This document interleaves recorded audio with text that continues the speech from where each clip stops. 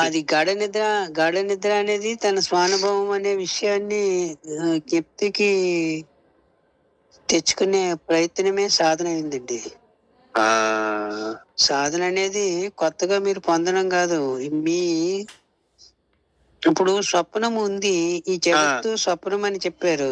ఆ మీరు దేన్ని పెట్టేది స్వప్నంగా అంగీకరిస్తున్నారు? మీకు ఏదో సాక్ష్యమో ఏదో ఒక అనుభవం ఉండాలి కదా మీకు.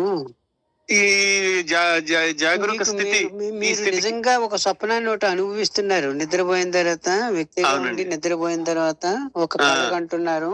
ఆ కళలో సన్నివేశాలు, సందర్భాలు అన్నిటితోటి మెలిగి మళ్ళా మేల్కొన్న తర్వాత ఇదంతా పోయిందా, ఒట్టిదేరా, నిజమే, స్వప్నమే అని మిమ్మల్ని మీరు గుర్తించారు వెంటనే స్వప్నంగా. అక్కడ ఉన్న ప్రపంచాన్ని, అక్కడకున్న సుబ్రహ్మణ్యాన్ని, అక్కడ సుబ్రహ్మణ్యంతో పాటు సకలాన్ని కూడా మీరు ప్రపంచంగా గుర్తించేశారు.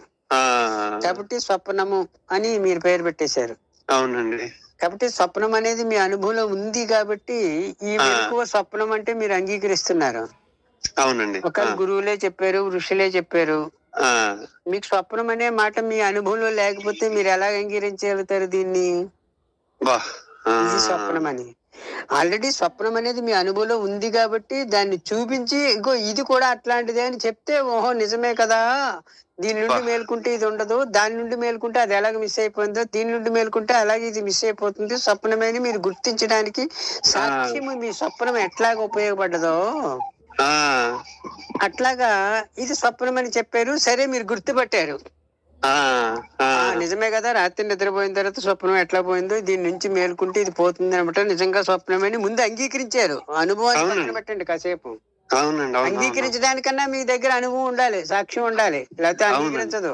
అవునండి, కరెక్ట్. సరే, అయిపోయింది. సరే, మా స్వస్థితి ఏంటి, నా స్వానుభవం ఏంటి, నేను ఎలా ఉంటాను సుబ్రహ్మణ్యంగా, లేకపోతే నేను ఎలా ఉంటాను, నేను ఎవరిగా ఉంటాను, అసలు నా అనుభవం ఏంటి అని నెక్స్ట్ ఒక తలంపు వస్తుంది మీకు.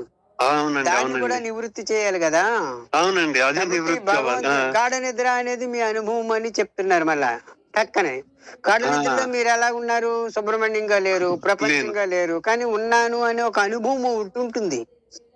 తన అనుభవాన్ని తాను ప్రకటించుకోవడానికి అన్యము లేక ప్రకటించుకోలేదు, కానీ అనుభవం ఉంటుంది అక్కడ. ఉంటుందని అది అనుభవం ఉంటుంది అంటే అది నేను అది నమ్మాల్సి వస్తుందండి. నాకేం తెలియదు అది యాక్చువల్ గా. లేకపోతున్నారంటే సుబ్రహ్మణ్యంగా ఉన్నారు కాబట్టి తెలియదు, తెలుసు. అసలు మీకు తెలుసు తెలియదు అనే మాటలన్నీ సుబ్రహ్మణ్యం వైపు నుంచి కదా వస్తున్నాయి. అవునండి, కరెక్ట్. సుబ్రహ్మణ్యానికి ఒక అడుగు ఎడంగా ఉంటేనే వీటికన్నిటికీ ఒక మార్గం మీకు దొరుకుతుంది కానండి, సమాధానం దొరుకుతుంది. కానీ సుబ్రహ్మణ్యంగా ఉండి సమాధానాల కోసం ఎదుగుతుంటే సమాధానాలు దొరికినట్టే ఉంటాయి కానీ దొరకదండి. అర్థమైనట్టే ఉంటుంది కానీ అర్థం కాదు. అద్భుతం అండి. తెలిసినట్టే ఉంటుంది కానీ తెలియదు, ఎందుకంటే విషయమేమో మీదే. అద్భుతం అండి. మీకు తెలిసినట్టే అనిపిస్తుంది, ఎందుకంటే మీ విషయమే చెప్తున్నారు కాబట్టి, మీ స్వానుభవాన్ని గుర్తు చేస్తున్నారు కాబట్టి. అది స్వప్నం అనేది తెలుస్తుంది. ఓహో, మెలకువ, గాఢ నిద్ర ఉన్న అనుభవం నా మెలకువ అన్నమాట, అది నా సహజ లక్షణము, ఇది కాదు అని తెలుస్తుంది.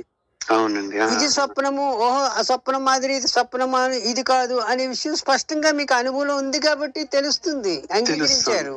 అవునండి. కానీ వెంటనే అనుభవం మీకు ఎందుకు ఉండదు అంటే మీరు మెలిగేది సుబ్రహ్మణ్యంగా, అందుకని ఈ సైట్ లో పెట్టారు మకం. అవునండి, మకం మార్చుకోవాలి అర్జెంట్ గాని. అవునండి, చాలా బాగా చెప్పారండి. అట్లా. ఓకే అండి. అందు గురించి ఊరికే ఆటోమేటిక్ గా తెలుస్తుంది అండి, అలా వింటూ ఉంటుంటే అప్పుడప్పుడు. తప్పకుండా అండి. ఎప్పుడైనా కుదిరినప్పుడు కాల్ చేయండి.